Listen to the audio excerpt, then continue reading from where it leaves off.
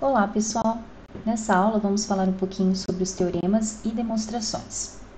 Uma demonstração em matemática é o processo de raciocínio lógico e dedutivo para checar a veracidade de uma proposição condicional.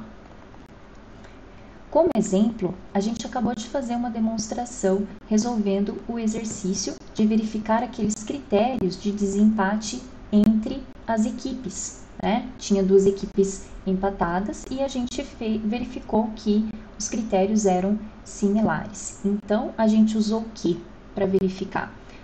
Argumentos verdadeiros, né? Uma sequência lógica dedutiva ali e conseguiu concluir que os critérios eram similares. Então, isso que é uma demonstração matemática. É um processo de raciocínio lógico e dedutivo que verifica se uma proposição condicional é verdadeira, tá? E nesse processo a gente tem aí uma sequência de argumentos verdadeiros, né? A gente utiliza vários fatos verdadeiros para chegar na verificação dessa proposição condicional, se ela é verdadeira ou não.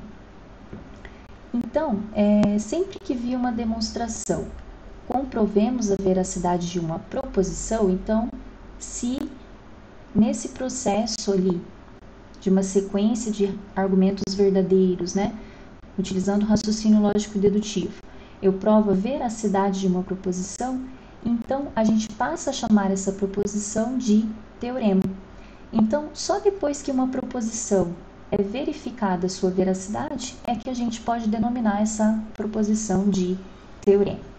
Então, um teorema é qualquer afirmação que possa ser verificada diante de uma demonstração. Bom, qual que é a forma de uma proposição condicional, né? Então, a proposição ela é condicional quando ela é da seguinte maneira: se P, então Q. Ou na forma implicativa, que ela aparece P implica Q. Então, nesses dois formatos aqui, ó, aqui eu tenho na forma condicional e aqui eu tenho na forma implicativa. A sentença P a gente chama de hipótese, né?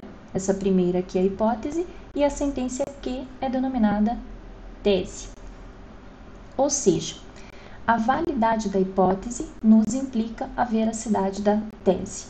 Então, eu suponho que P seja verdadeira e eu vou verificar se isso vai implicar que Q também é verdadeira.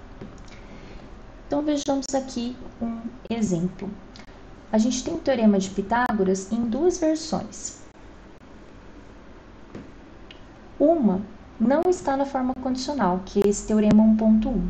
Ó, num triângulo retângulo, a soma dos quadrados dos catetos é igual ao quadrado da hipotenusa. Já se eu for colocar na forma condicional, eu vou ter que colocar um C, P, então, Q, certo? Então, essa forma condicional do teorema de Pitágoras vai ficar da seguinte maneira: se T é um triângulo retângulo de catetos A e B e hipotenusa C, então C ao quadrado é igual a ao quadrado mais B ao quadrado. Observem que tanto a forma 1 como a forma 2 é o teorema de Pitágoras que a gente conhece, mas aqui aparece a estrutura C,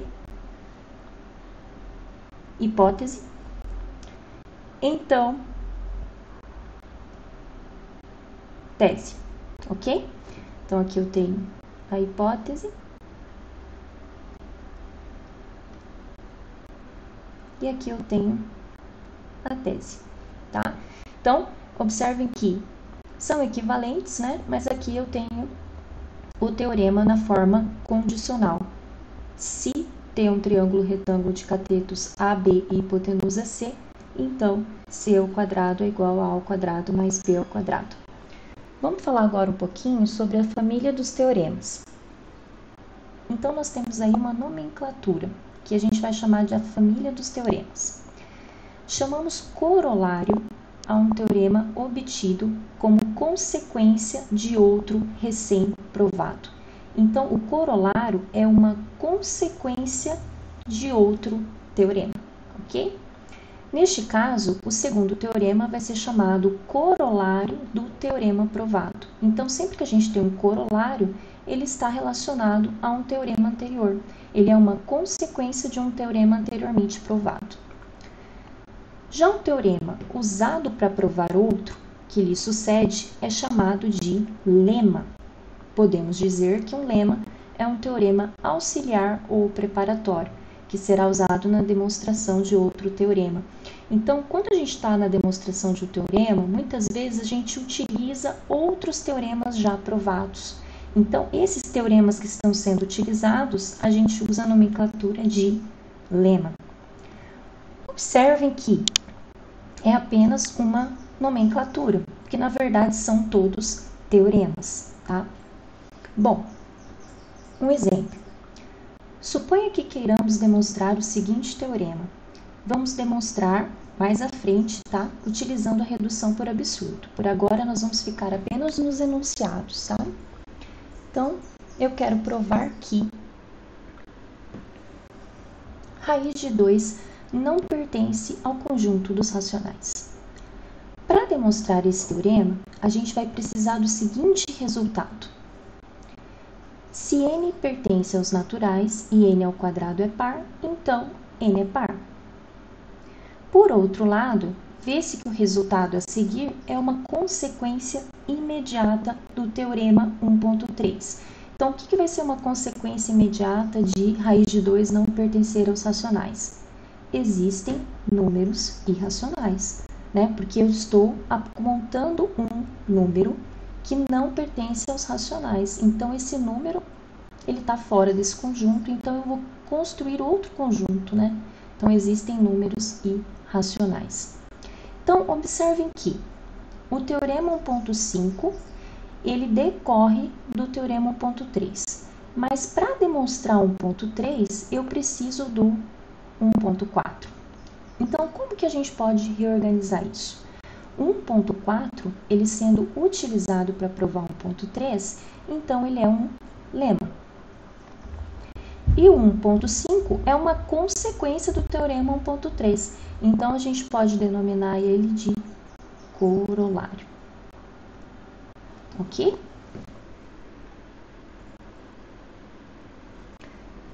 Então, ó, aqui ficou como lema, porque a gente utiliza ele para demonstrar esse teorema aqui, ó. Então, ó, se n pertence aos naturais e n ao quadrado é par, então n é par, eu vou chamar de lema.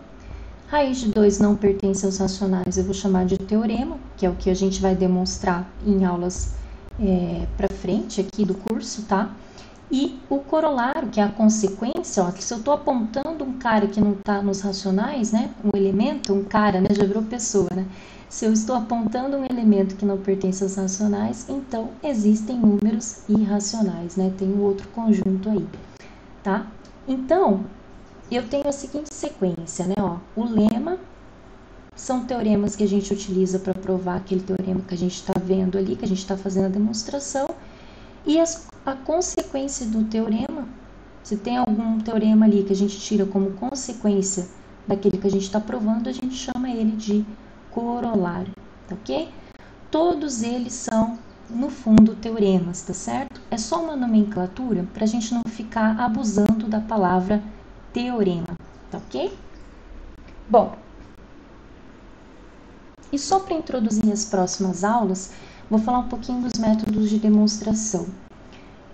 Quando a gente realiza uma demonstração, não vai existir aí um caminho único. A gente tem alguns métodos, inclusive, a gente tem algumas demonstrações que podem ser feitas usando métodos diferentes. Usando um método ela fica mais simples, usando outro método ela pode ficar um pouco mais complicada, enfim, tá?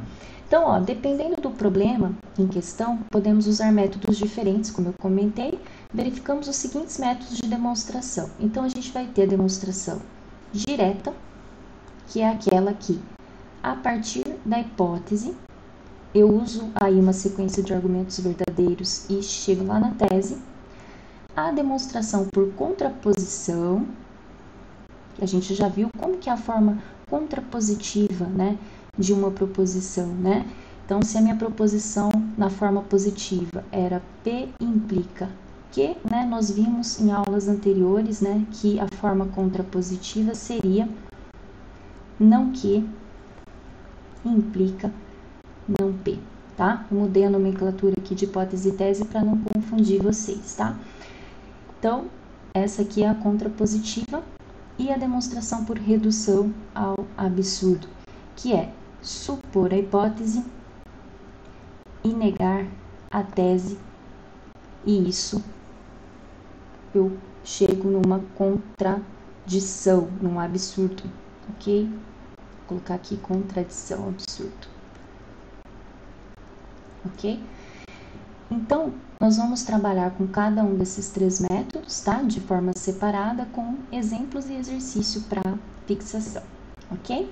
Então, até mais, pessoal!